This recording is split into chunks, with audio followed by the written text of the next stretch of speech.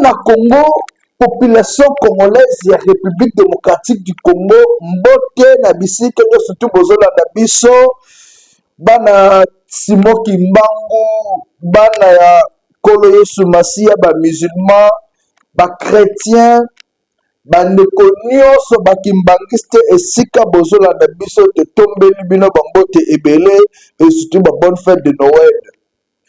Ba vrai Congolais de père et de mère, ba vrai Congolais bazo bunda pona avancement ya mboka na biso Congo, pona délivrance ya mboka na biso Congo na maboko ya banguna ya M23 ya ba Rwandais mbote na bino bisika bozali. Mbote pe na bino ba bozo continuer kosala biso confiance, bino ba bozo sala ke biso tozala. Mbote na bino, mbote pe na bakeke nyonso ya république o bazo sala ba projet ya mabe contre mboka na biso Congo, nzambe azo confondre bango. Mbote na bino nyonso. Alors lelo Kinshasa depuis lobby eza na inondation en monde kabasele. Mboka na biso Congo edindi surtout vi province ya Kinshasa mbula ebeti soki bomoni ndenge na lati ba jaquette c'est puisque circulation passe. Toye uniquement puisque on doit vous honorer, vous Congolais. On est à votre service et chaque jour on doit être là pour vous honorer. Vu province à Kinshasa et commune à Bosoto, Banzela Ezate, Toyebite, que fait le gouverneur Daniel Bumba? Et dit il est le vice-gouverneur, on Toyebaka une action concrète sur terrain, Nangiringiri. Le long même commune en Guéringiri est négligé, rien de bon. Le chef de l'État Félix Tshisekedi est abandonné. C'est comme si il doit tout faire seul. Vu la Kinshasa et commune à Salité Moko, on ne sait même pas citer le nom. À la veille des festivités, mais la capitale ne brille pas. À la veille, il y a fait un Noël au Bana, il faut pas se faire la motama ya Yesu Masia. À la fête un nouvel an, la ville est trop sale. Il y a quelques jours, le gouverneur de la ville province à Kinshasa, Daniel Bumba, a salaka réunion, na ba bourgmestre, na ba communaux. Ezalaka kutu na bureau na ye na gouvernement provincial. À Semaka propriété, Daniel Bumba a cause sa population, a cause sa bourgmestre que ya zwaka pongite na kotala makambo ezoleka na vie province à Kinshasa sur l'insalubrité. Or ezalaki lukuta. Daniel Bumba ne sait pas entretenir la vie de Kinshasa, ne sait pas diriger la province de Kinshasa.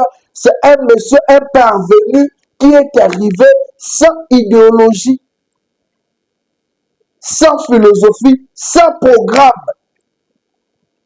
Et malheureusement, de telles personnes sont votées puisqu'ils sont du parti présidentiel, puisque Bapesi Kanyaka. Si aujourd'hui cette ville devait être dirigée par un monsieur comme Vijay Chimanga, je ne pense pas que ville la Kinshasa et quelqu'un qui se retrouvait dans la situation Ozali. Daniel Bumba a trahi la vision du chef de l'État. Daniel Bumba a réuni ma bourgmestre na ba communaux au bazaki voté lors des élections 2023. Daniel Bumba a remis na ba bourgmestre une somme de $20,000 par commune. Mongo etambolaki, Kanyak etambolaki. $20,000 par commune pour l'assainissement. Il y a chaque commune, assainissement, il y a ville à Kinshasa.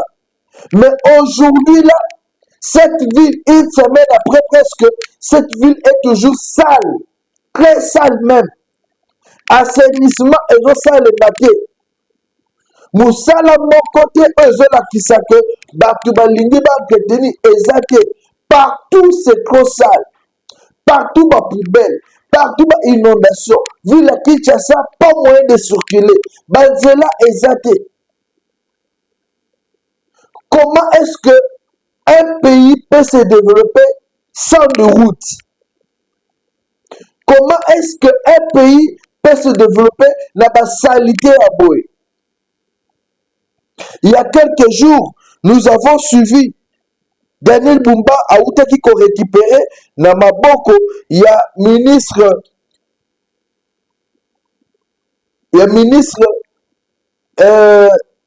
Acacia, en tant que ministre des Affaires français, a Outaki qu'on remettre des documents sur un terrain où ville à Kinshasa est perdant là où il faut jeter des déchets. Mais jusqu'à nos jours, aujourd'hui là, on remarque Kinshasa Zaka salité. Qu'est-ce qui empêcherait Mouteko et Daniel Bumba Yakosala Moussala Wana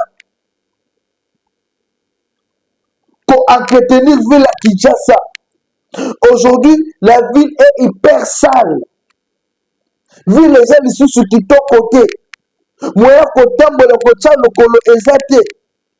Nous les petits population se battait pas ça la ligne. Quelle honte! L'UDPS au pouvoir, Kinshasa est devenu invivable.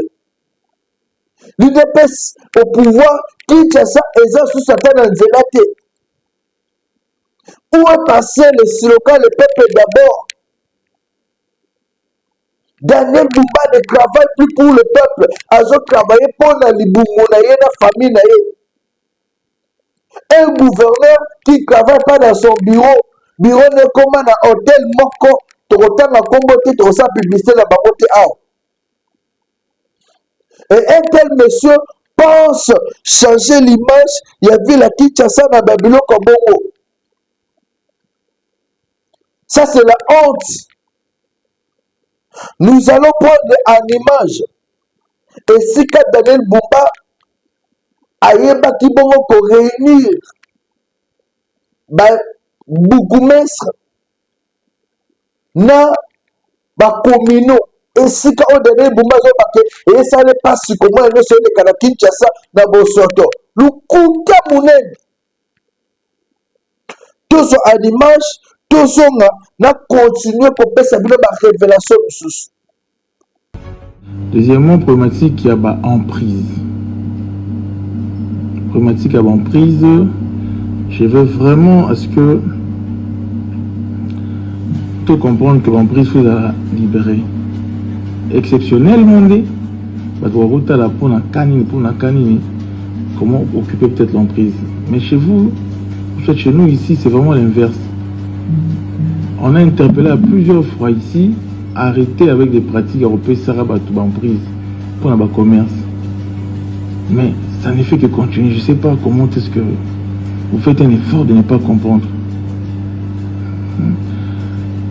Les déchets que nous avons dans notre ville, certes c'est vrai, les ménages occupent une grande position, mais c'est les commerces aussi.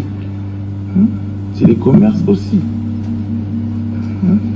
Donc tant que vous avez ces vertus dans la prolifération et l'occupation en prison, vous n'aidez pas à la meilleure gestion urbaine. Mais le bilan, va continuer à pulluler. Bon, plus vous avez envahi. Ça va pas. Donc, si problématique en prison, il va falloir que vous y travaillez là-dessus. Bolongo là-bas, tout n'a pas là-bas là. Là-bas, il y a des psychothéques. Et ça dérange. Genre, parfois, en prise, il y a PMB. Bah, prise, tout est bâtard principal, je voulais dire.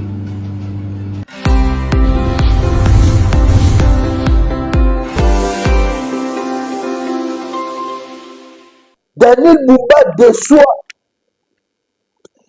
Qu'est-ce qui fait qu'aujourd'hui, même au Konzamboka, Toba, IDPS, va sanctionner été. On doit sanctionner Daniel Bumba puisqu'il ne fout rien. Azo Sala est l'autre côté. Vu la Kinshasa est commis salité comme c'est pas permis. Vu la Kinshasa est commis salité comme si c'était pas gouverné. Cependant, on sait qu'il y a un gouverneur qui est là. La somme, il y a Mbongo Bopesi. 10 fois 24, ça fait combien? Et jusqu'au fois 2.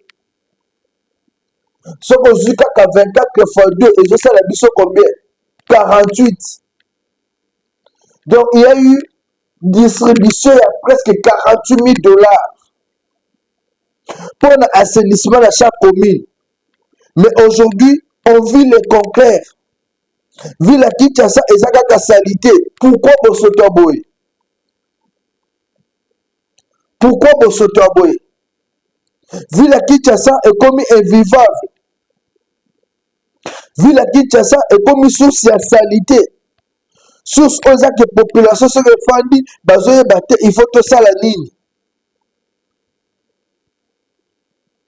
Mais vu la Kinshasa, rien ne marche. Tout rien ne marche. Gouverneur à ville province à Kinshasa a et l'autre côté.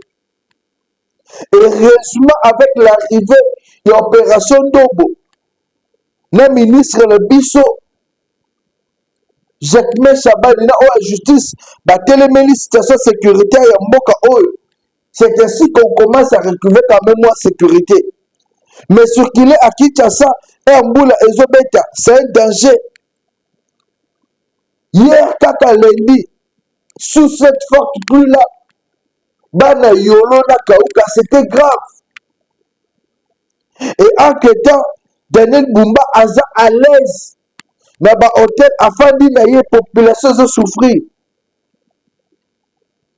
Jusqu'à quand cette situation va perdurer?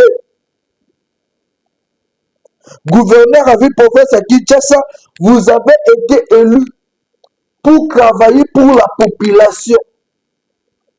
Vous avez été élu pour répondre aux attentes de la population. Vous avez été élu pour le bien de la population. Et si aujourd'hui, vous êtes incapable de travailler pour cette population-là, il est grand temps de démissionner. Kolala, Mabe, Toromono Zola, la Bapongi. Et en fin de compte, même pour travailler, c'est devenu un problème. Ça ne va pas. Gouverneur a vu province à Kinshasa, là où on vous attend, et Zali, place Oyo Kosala Moussala pour la population. Là où on vous attend, et ça place aux populations qui à l'aise. Population qui se retrouver. Population qui sont Oya Zoluka. Vu la Kinshasa, Banzela et Tongama. Vu la Kinshasa, Balia Malamu. Vu la Kinshasa, Batunyo Sutubaye, pour retrouver moi sourire. C'est là où on vous attend. Toujours la yote, na ba discours, na ba promesse, zanga mutuna makolo. La population en a assez. Bouffe, fongola misu. Puisque ça ne va plus. Outa qui ko récupérer terrain. Oyo to pedraka depuis plusieurs années. Je pense que c'est l'État que Moussala et Banda va décher et Banda Bokende pour le bien de cette population-là. Ça vaut la peine au René na Kinshasa Tambola Kakaboy, mais Kinshasa salité. On prend en image comment est-ce que Madame Akasia Bandoubola a remis qui un document officiellement d'un gouverneur à Kinshasa après que Ville et Pedraka depuis longtemps et on se retrouve. C'était l'une des priorités du gouvernement provincial de Kinshasa. Récupérer le centre d'enfouissement d'Ompassa. C'est chose faite depuis ce samedi 21 décembre 2024. Je vous remets officiellement, de manière solennelle, ce plan cadastral qui représente ce centre d'enfouissement. Et le travail technique sera fait par nos ingénieurs ainsi que nos topographes et nos géomètres de ce lundi. Tenez. Un pas, et non de moindre, vient d'être franchi dans ce combat pour l'assainissement de Kinshasa, se réjouit le gouverneur de la ville. Merci beaucoup, Namokonza Mboka. Merci surtout dans le dynamisme de Mme Akasia. Vous avez bon premier pas plaider tout ça qui tout c'est pas le dynamisme pour trouver une solution. Alors on a à Kinshasa, centre Yaroboa Kaba déchets et Zoami. Tolingue est sous centre d'enfouissement et vous avez un centre en transformation de déchets. Vous avez des charges qui permettre que tout créer économie circulaire natina masolo à traitement à déchets. Mais Daniel Bumba le sait, d'autres batailles sont encore à livrer. Pour ce faire, il compte sur l'accompagnement des autorités nationales. Bitumbezo continue kaka. To continue ba site non aedifiant dit. To kende pe sous na bato ba construire. Mabe na ba prise à reprocéder pe na ba retrait. Il y a des titres na tina de Kinshasa est respirer, Kinshasa est revêtir robe dans haut d'attente. Pour bilo ko wana nyoso ezali ko disposer biso na ba calamité be na ba catastrophe pe na ba inondation. Donc vous êtes à liboso, ba problème tout ça qui tout ça pe li ki aloro atolongi o na bitumba juridique vous avez ki awa. Autrefois victime d'une spoliation, le site de Mpassa sera désormais non pas un centre d'enfouissement, mais plutôt un centre de transformation de déchets.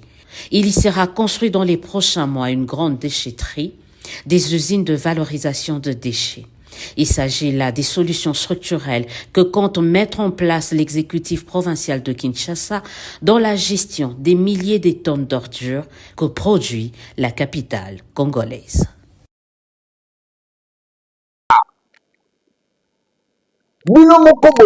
C'est-à-dire aujourd'hui, il n'y a plus raison de dire que ville à Kinshasa est dans la sanité. Non! Ville à Kinshasa est comme une ville propre. Ville à Kinshasa fait comme une ville où il y a que tout le monde va bourgmestre bazoki bongo, tout le monde va récupérer terrain et maintenant c'est le cas bah déchets surtout elongwa. Bon c'est la biso victoire. Tel est je comme le musala qui toka sala qui a la Willery. Pourquoi ne pas imiter musala qui toka je koka sala na Willery na rond-point Gambela. Mais aujourd'hui avec vous Bumba Willery et baby lisusu. Ba maman masangu epai, ba maman ngupe epai. Au moment où j'ai coquetté là, ba maman ne se balongwaka. Mais lelo bazongi. Willery est comme ici sous place sa salité. Monsieur Bumba, vous êtes incapable de redorer la belle robe la ville province à Kinshasa. Telle robe Gabela dengue bebissus. Victoire n'en parlons pas. Djele Zake, Bosoto. N'attendez pas que tout coumissa yo. Non. Quand c'est bon, on applaudit. Mais quand ça ne va pas, non, excusez-nous, Oyo Kabiso quand même, qu'on n'est pas fier de vous. Moussala Ozosala, Simbaté. Changer politique. Comme ça, c'est pas correct. Chers compatriotes, Tozo Senga, Mwana Mboka, Daniel Bumba, Abongisa. Abongisa musala na ye population zo sepela te na politique na ye oyo ya mabe musala na ye il faut ebonga. Aujourd'hui dans la ville province de Kinshasa il ne faut pas seulement accuser Daniel Bumba tozo zo ministère provincial ya transport na mwana mboka Amisi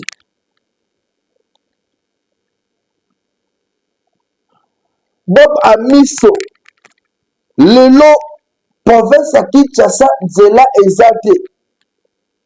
Ministre de la Mission nationale, vice-premier ministre, ministre en transport, Jean-Pierre Bemba Gombo. Au conseil population mingi.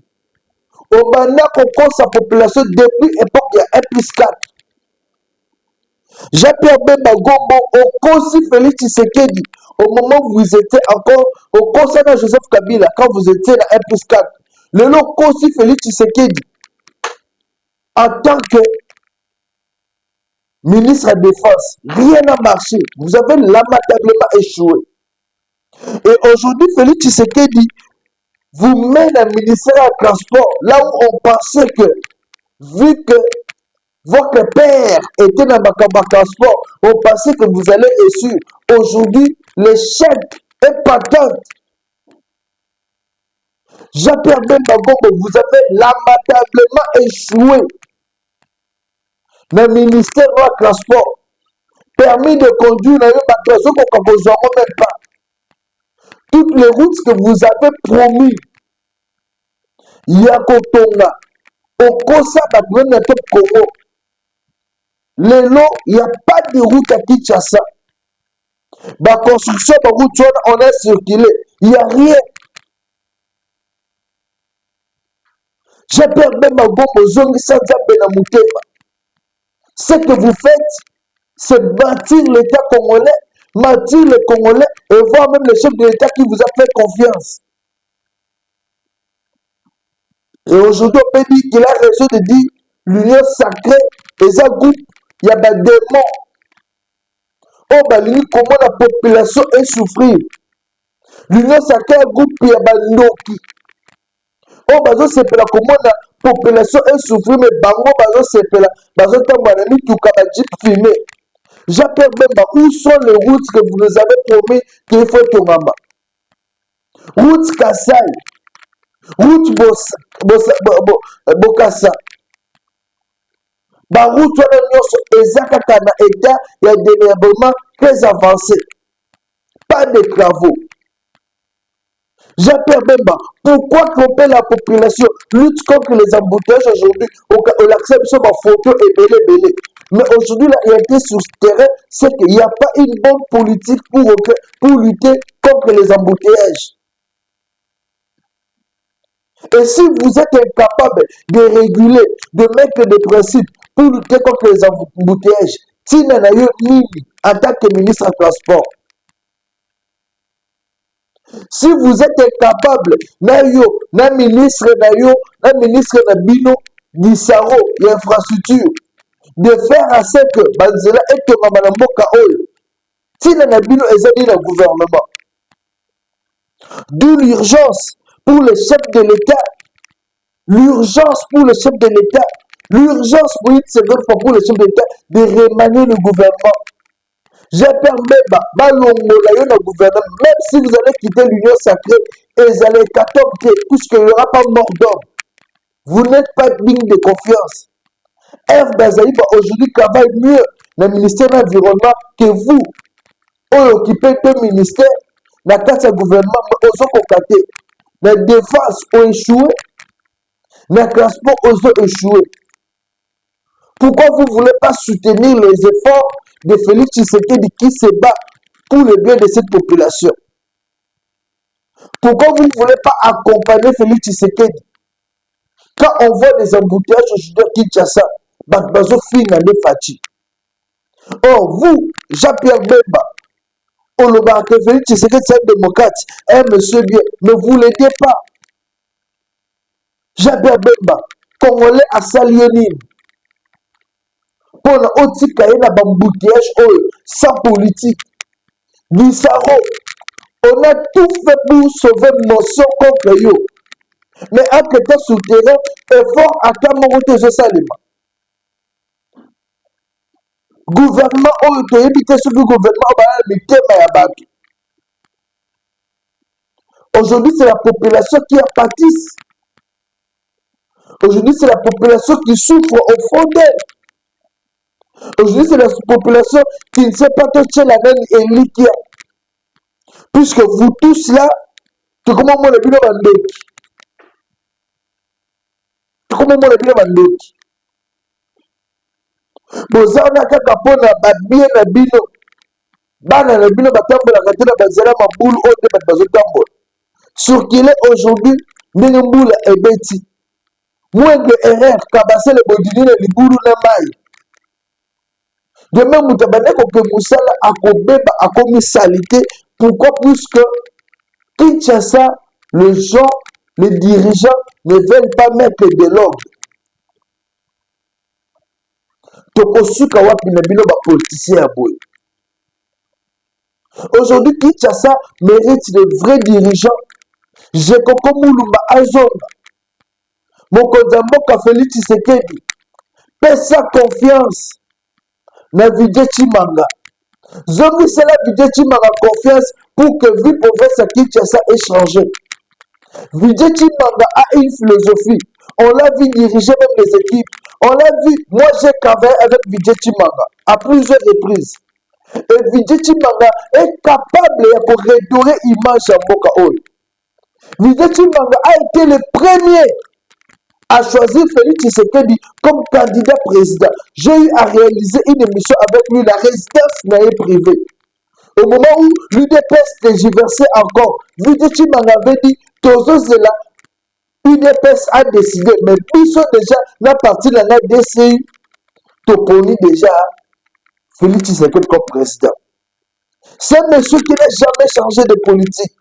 Et aujourd'hui, il est capable de vous aider, mon Konzamboka, pour que vous pouvez se quitter ça et son mananzela. Et ça est confiance Fachi. L'homme a besoin de Denis Bumba, un monsieur qui ne fait que dormir. Un monsieur qui ne sait même pas se poser, parler. Kinshasa commissaire Jabosoto. Kinshasa commissaire insécurité. Oh, un monsieur dynamique comme Vidéchi Manga, oh, Akitaka terrain. Aïe, Naba na Funa. Aïe, Naba na Funa. Aïe, Naba na Yamoamba. Aïe, Naba na Changu. Aïe, Naba na Lukunga. Vidéchi Manga maîtrise le 4 district de la province à Kinshasa. Et aïe, consoler la population. A Messana a confronté par eux. Il va maîtriser et la situation de sécurité et l'administration à Mokanabiso. Zongi c'est la Vidéchi Manga confiance mon Konzamboka. PSV la Kinshasa. C'est un allié au Bozalane depuis opposition. Et Vidé vous êtes toujours soutenu. Aujourd'hui, ceux qui Vidé a suivi province à Kinshasa, vous ne serez pas déçus. Voir ce qui se passe aujourd'hui à Kinshasa, c'est inconcevable. Vidé Chimanga est capable de faire pression à Japé Bemba pour que Makamba Transport de vie province Kinshasa ait changé.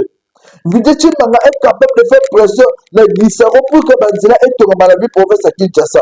Mais ce monsieur Bumba est incapable de travailler pour l'avancement de la vie province à Kinshasa. Et avec la pression de monsieur comme Vidé Chimanga, Japé Bemba peut démissionner. Puisque Japé Bemba a un transport zéro. C'est comme si Japé Bemba a eu sa compte bancaire na matama na yo. La population a besoin de voir les gens travailler. Chef de l'État, tozo senga na yo.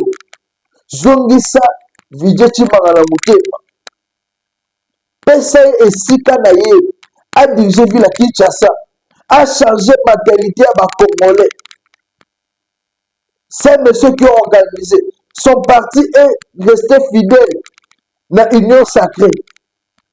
Et aujourd'hui, sur celui même de Konayo, Vidéchi Manga, tout ira bien pour Kinshasa. Kinshasa est abandonné. À Kinshasa, il n'y a plus rien. Bako Sayote Mokonzamboka. Votre conseiller stratégique, Vidéchi Manga, est prêt à travailler avec vous. Zongi Sena Moutema.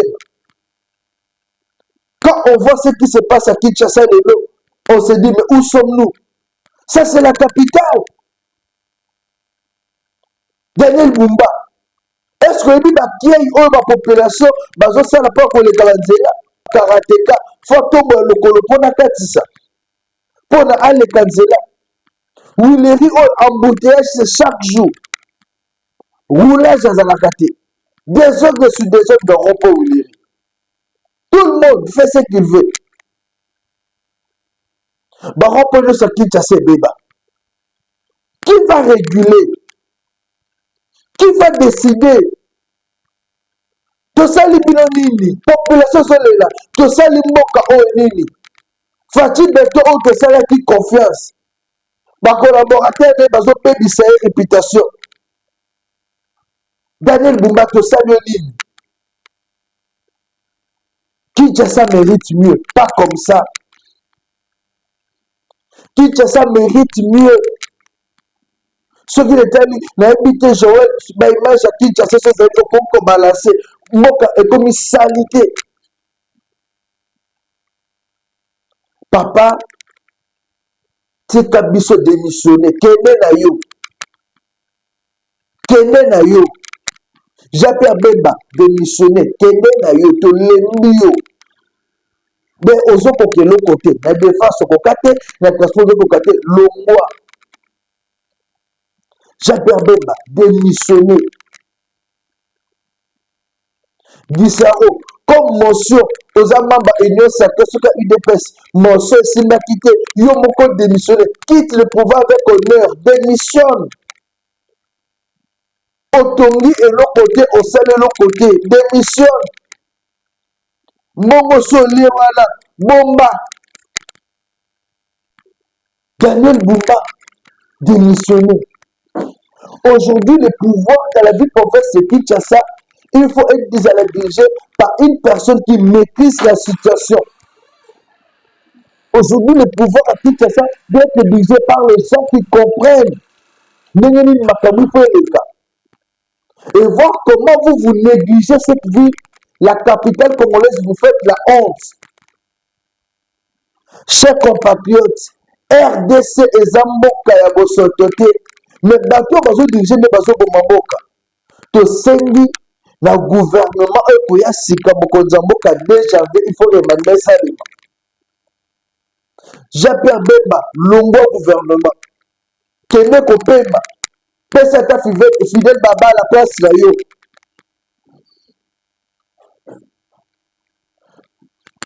Gisao, Pema, on n'a plus besoin de vous. Je sais que vous faites aujourd'hui à RDC et ça n'est pas noté. Il y a un Raïs Azaki n'a raison. À cause de Jean-Pierre Bemba, Béchata Makof. Puisque ce que vous faites, Bozo Sala Moussala Mokote.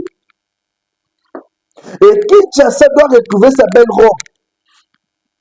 Je sais que vous êtes en train de faire à Kinshasa, c'est la honte. Nulle part où vous pouvez marcher, Bomoni Zela Kitoko. Partout est béni. Insécurité et paille. Heureusement que l'opération Nogo, tout le monde est bakoulou na bakomobanga, bakoulou na bazoka na bango, bakoulou na bakondamné, bamso bazokende. Heureusement, mais nous quitter cela, Kinshasa nieza sikana. Et la New Soana, Bino bazotala bino te, lobi boko changer pour que le président Moussous, c'est ce qui est mal vu, mal coté, à cause de vous. À cause de vous. Et là, ça ne va pas. Et je vous promets que bientôt, Togobana Kosala est bien des missions à terrain. Bouwangani to tient bien l'image. Tozana Willeri, Botala Bodezoleka. Bouwangani to Ké, Tozana na Kitambo, Botala Ozoleka. Et on va vous juger. La population va parler, vous juger. Parce que quand vous êtes là pour décevoir, vous verrez qu'on va mettre le tout à nu. Et voilà, c'est la fin de ce premier numéro de votre émission. On se retrouve juste après pour d'autres analyses. 081 244 83 09 081 244 83 09, c'est notre numéro où vous pouvez nous joindre à tout moment. Merci beaucoup.